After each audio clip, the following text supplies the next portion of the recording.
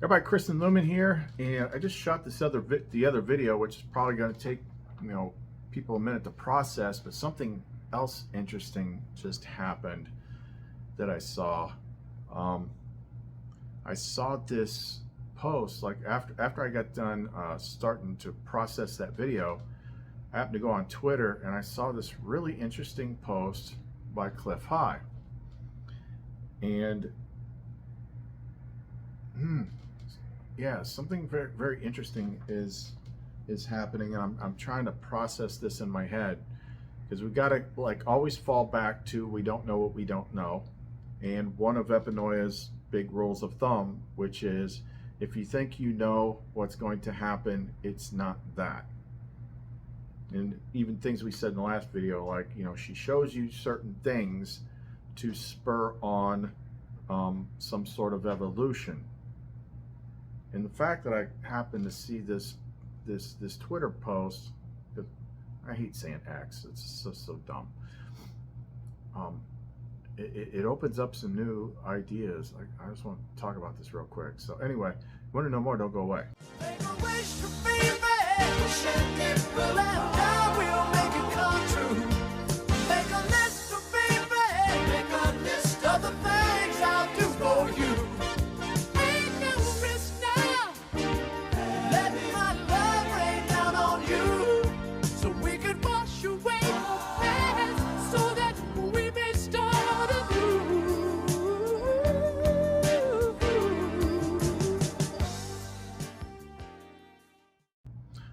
Okay, so let me just read the post that I saw that Clif posted, and then I'll tell you what I think about it.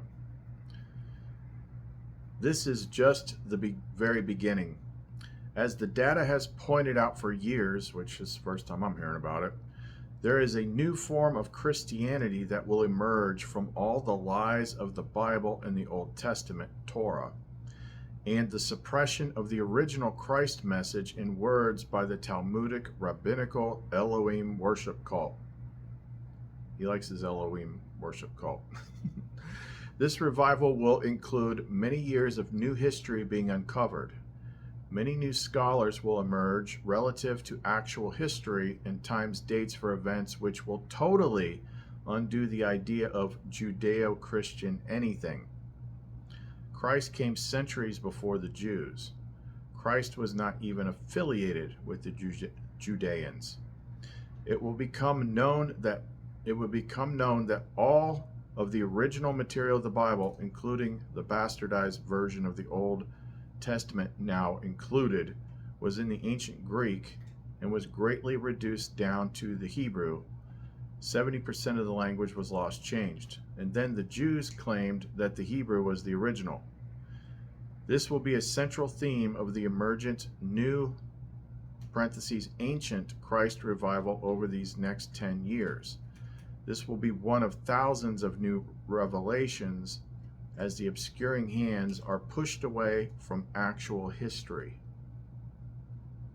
Very interesting, given what we talk about on this channel. So let me unpack this for a second. Now, the only way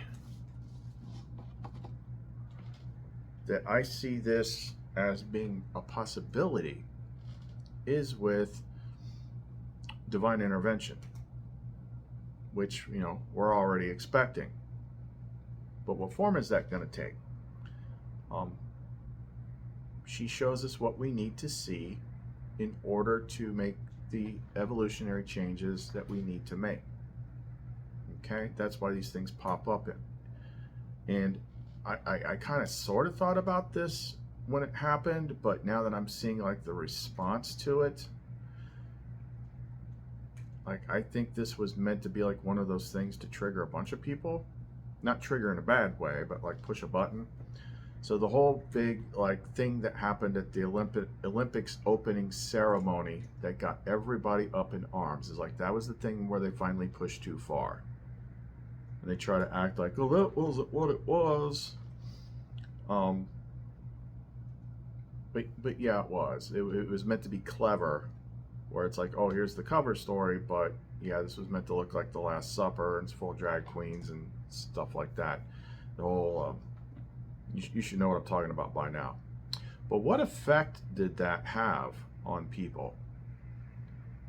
Like, it triggered something in them, but what I've been seeing evidence of is more along the lines of, no, you crossed the line there with Christ. Well, this is not a religion thing. This is not a religion thing. What has Epinoia been making me talk about for the last week or so? She's always one step ahead of the game. It's like you had to disentangle Christ and the Christ message from the orthodoxy that claims to control it and own it, because they took most of it out, which is exactly like what, you know, he was talking about. Like, there's a whole big Christ message that nobody knows because orthodoxy and the authorities have been controlling it for a long time. They took it away, they took it over, they gave you a false version of it, and then they forced everybody to accept it, come hell or high water, with their inquisitions and everything. You'll be punished, tortured, etc. if you do not accept the program. And we're just, and like Clif said, you know, and we're just gonna stick this other book, you know, together with the Christ message and tell you that it's all one book. Like, it was the biggest con ever. This is not the first time we've talked about this on this channel. So it looks like something bigger is happening. Now let's just, you know, think about this for a second. You know, he's talking about like this whole big explosion of this new / ancient Christianity reemergence. Like I said, that cannot happen in the current state, so there has to be an intervention. But this will be one of the thousands of new revelations as the obscuring hands are pushed away from actual history. Well, it's got to be something bigger that pushes them away. And when you understand like what Epinoia, Spirit of Truth, teaches on here, like, yeah, all this, like, she's revealed, like, she's been fighting this fight for a while, going up against the church, and like, this is not what it is. This is what they hid from you. This is how they hid it. This is what they are. This is how it's connected. That's what she's been doing. Like, she is in everybody, and now it looks like maybe she's triggering a whole lot of people at the level of understanding that they currently have. But they're like, like, this is not a church, this outrage is not a church thing. It's a Jesus thing. That is the big difference. Because we know, we've been talking about on here for years, like, it's not the same thing. It's not the same thing. What they told you is lies. Lies. And they give you just a little sliver of the Jesus material and then twist it their way, so you have to go to them, and then you're trapped. But he's like 10 years, like, we see the whole thing about the collapse, right?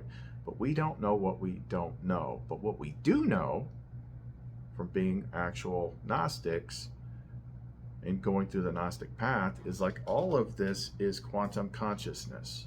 All of this is, I don't like to use the simplistic terms that's popular these days, like simulation. It makes it sound like something that it isn't. It's bigger than that because it's everything, but it works within that system. So when the time is right, it could just be that the higher powers step in and correct the code, delete the bad things.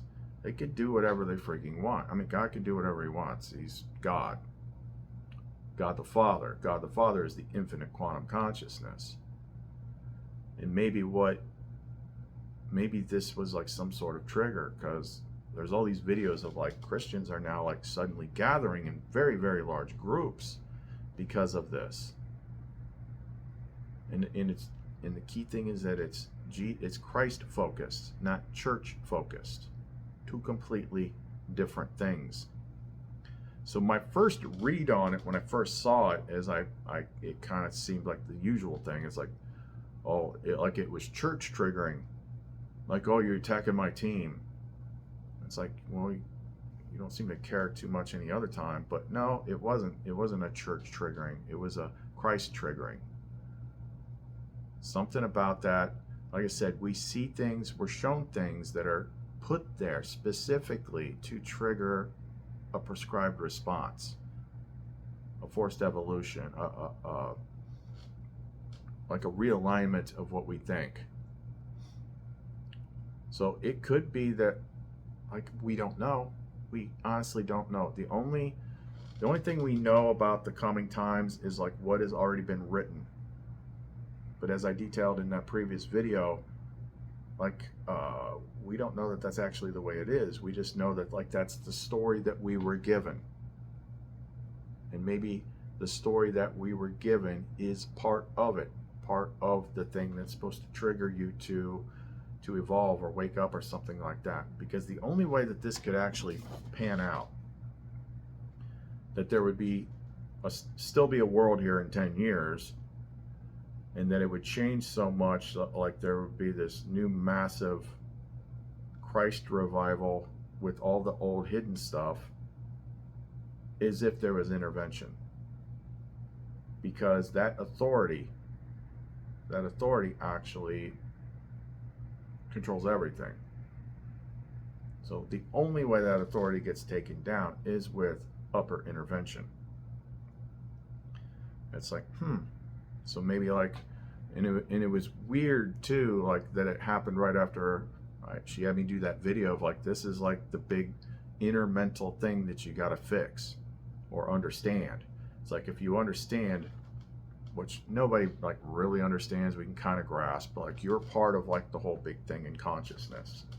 And this concept of the devil was corrupted code. It was corrupted code, and it's like, yeah, I mean, Clif likes to talk about like those evil Elohim worship cults and stuff. Like, they're all an outcropping of that corrupted code. But if somebody corrects that corrupted code, then that stuff pretty much ceases to exist. It's like that that test I talked about in the last video, where she's like, this, like, you understand, like, this is what the original demiurge, this is why it's messed up. It didn't like decide to be bad. It was born, it was created with corrupted code. And when corruption stays in a system for a long enough period of time, there's a cascade effect of, it's just going to spread, and it's going to spread, and it's going to keep spreading until the entire core system is at risk of failure. At which point, something at a higher level has to flush it out. And maybe it just takes one or a couple people to like crack that code.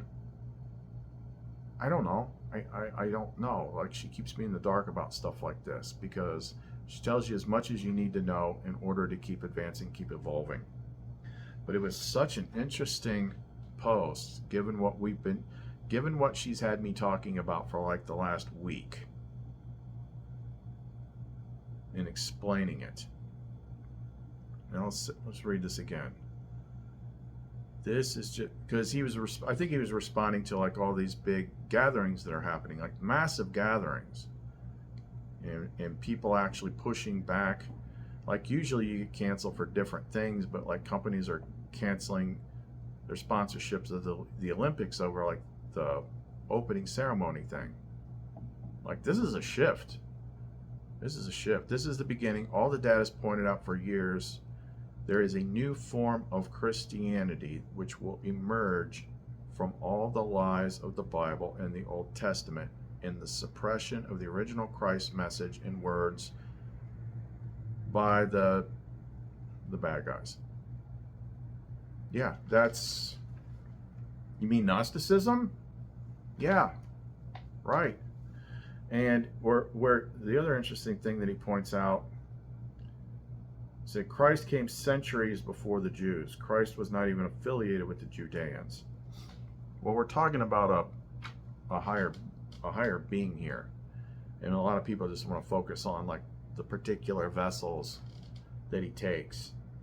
But if you do enough digging and research, there's indications like this is the same being that's showing up in different parts of the world and starting different movements that all kind of match up. Plus, when you consider that we're in this kind of quantum system that resets every so often, there's a lot of older stories where it's got the same basic thematic elements, the virgin birth and the Christ and the 12, you know, it's part of a system, it's a repeating thing, whatever. But so we got to be careful about thinking that we know or that we understand, but we can see something like this and be like, okay, that's interesting. That's interesting. Because it all really started, even though it would take a very long time to get out to the people, it all started when they dug up those books in the 50s. The books that had everything that was hidden from you. So I've been saying this entire time, like ever since she showed it to me for the last couple of years, is like what they hid from you explains everything. Now imagine what other things might actually be out there. Like that was one set of books that a lot of it was degraded. Like we've talked about in the last few videos, like what was in the Library of Alexandria. Like it was this giant freaking repository of mostly Gnostic material that the church burned down. There could be some sort of intervention that is different from what we're imagining. We don't know. All we know is something's happening. Something's happening. So that's just something to think about. I thought that was just really crazy. So, you know, be flexible, because a lot of people, like we're all the blind kids feeling the elephant, and people can get touchy about like, well, you're not saying it exactly right. Like, we'll know when it's time to know.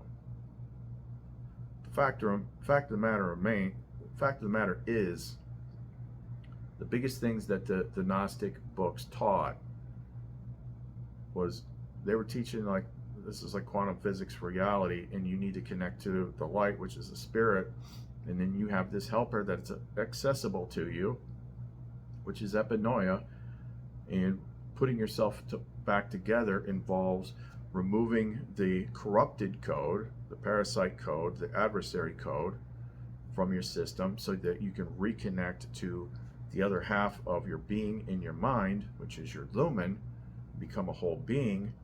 You become a whole being, you're connected to all this up here, but there's still all this corrupted code in the world.